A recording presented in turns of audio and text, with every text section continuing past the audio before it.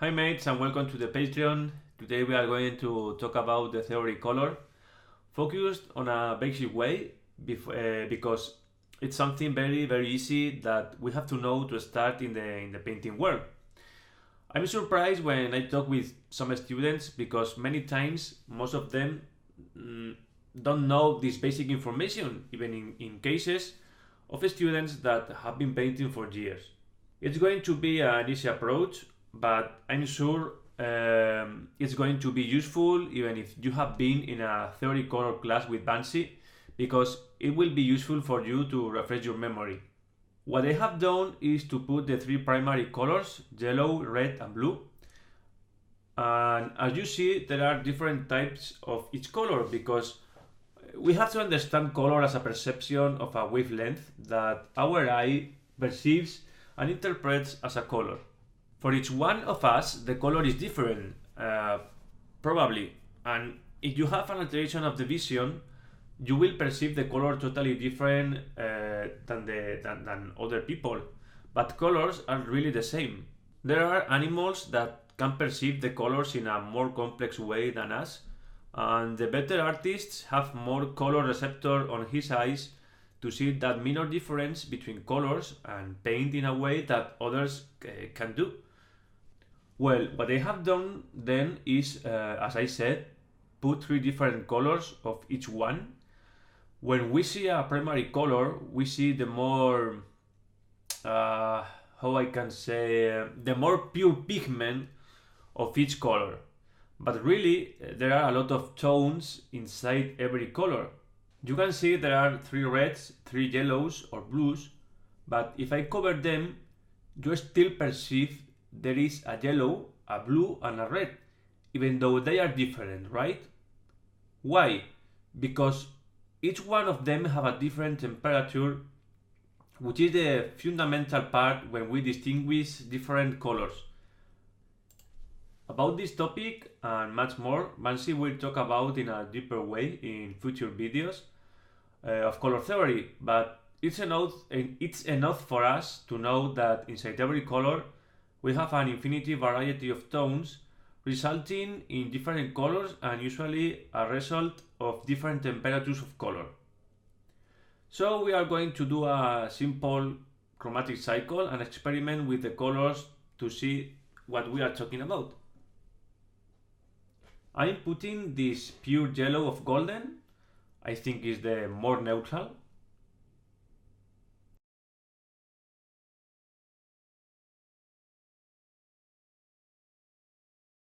Now I add an Andrea blue here.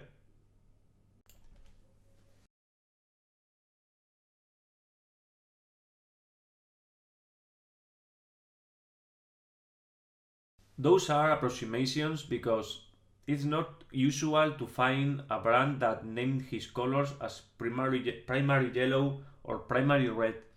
In this case, Golden did it with the yellow, but the blue or the red in example are not primary red or primary blue. We have here the three primary colors, and when we mix them, we obtain the secondary colors. Mixing yellow and red, we obtain an orange.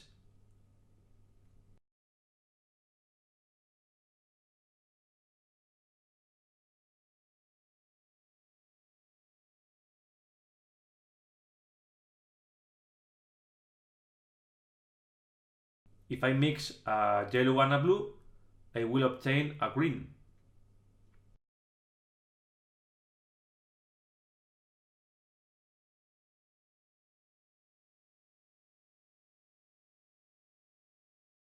And if I mix a blue and a red, some kind of purple, but it's a difficult color to obtain mixing primaries, and that's the reason why Alfonso says that it's important to have a good stock of beautiful pure purples to choose.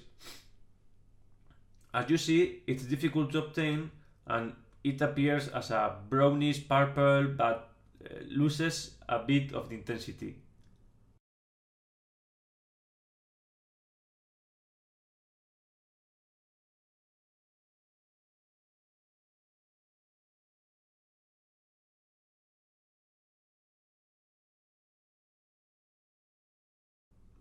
well, more or less you can see the result finally.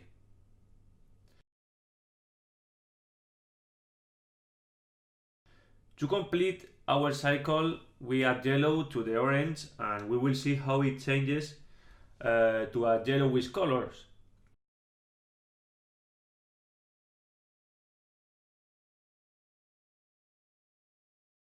And if we add red to reddish color, which is logical if we think about it.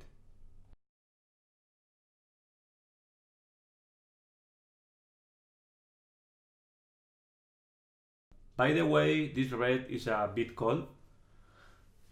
Now we add blue to the red that will transform this red in a cold red, like matte red from Vallejo that I used sometimes in the previous Gaming Workshop videos.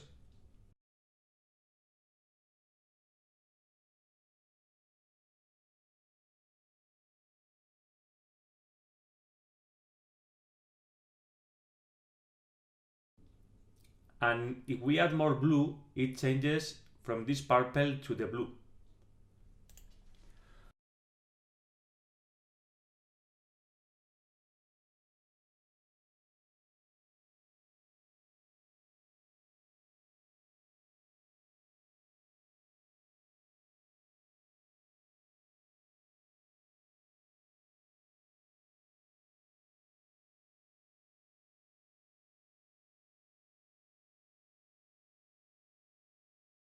And same with the green.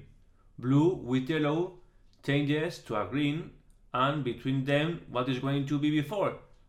Turquoise. Depending on the blue, it's more or less obvious. But as you see, here is a turquoise that is very distinguishable in the paper.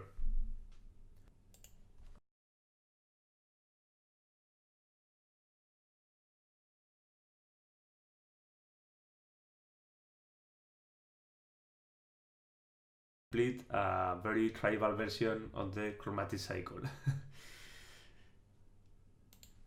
This is what happens when we mix these colors and how they vary when mixing them in different proportions. What happens when we add in our mixing process different tones of each colors?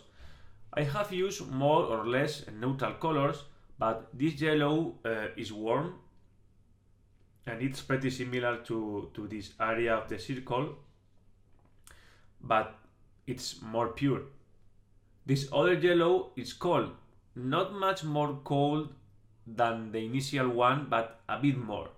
In fact, are called warm yellow and cold yellow from Chimera Colors range.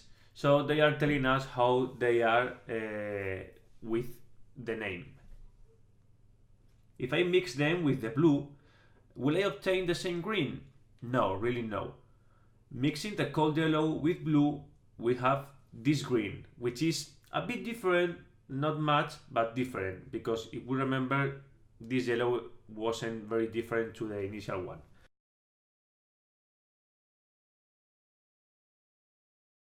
But the warm yellow with the blue, look how it tends to brown. Why? Because it's a color with a high quantity of red, and when mixing with blue, it's going to be like a complementary colors combo, which tends to brown when mixing them. This is a great opportunity to explain to you the relationship between complementary colors.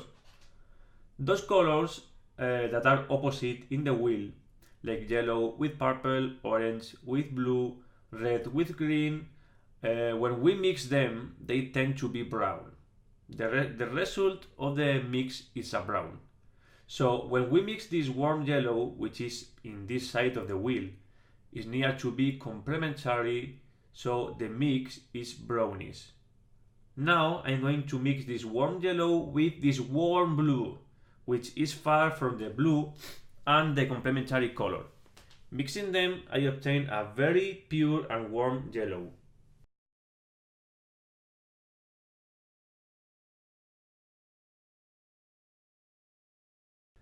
The blue that we have used it's really a blue with some yellow component, which maybe is in this part of the wheel. So now my warm yellow, as you see, is not as opposite as before. So it creates a green with no brown component.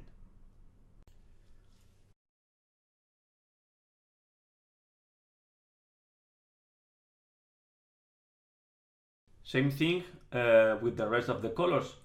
This cold red, which is not really cooler than the previous one, and this warm red, which as you see is a bit orangey. When I mix with green, I obtain a brown.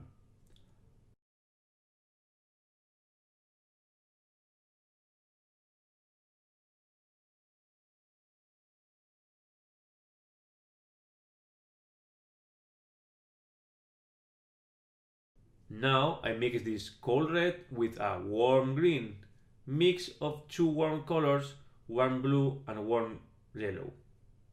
Now the mix results on a different brown that has more of one of the colors. In this case, it's more a green brownish brown.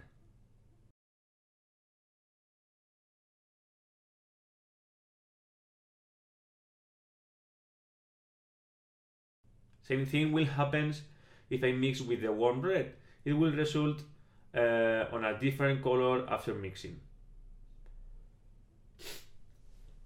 Why temperature is important? We have to know in which temperature range I am painting, because temperature is another way of contrast, something that we will talk about in the future.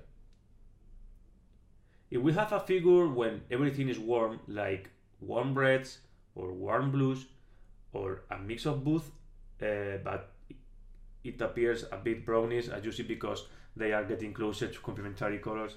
As I was saying, if we are using warm colors and suddenly I add a cold blue or a cold red, even a cold yellow, look how, despite of the fact that are similar colors, they appear very noticeable between them because of their temperature.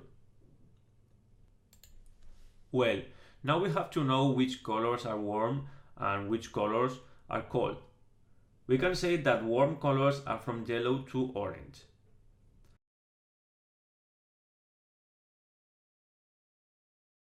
And blue is cold, and the color from blue to the purple are cold too.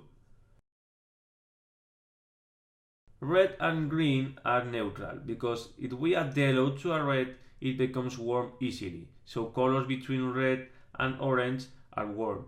But if we add a bit of blue, it's a cold red, and colors between this red and purple are cold colors. Same thing happens with the green. If we add a bit of yellow, it's a warm green, but faster becomes a cold green if we add a bit of blue on it. So we can say that green and red are like a wild card or a joker.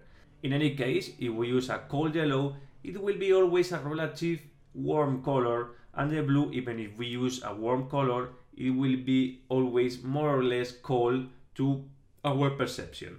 Well mates, that's all about this basic color theory. I hope you are practicing now. One exercise I recommend to you is to paint a miniature using only primary colors and black and white. An exercise I did many years ago, and very useful to learn how to mix these colors in the different cases, obtaining tones and colors, etc.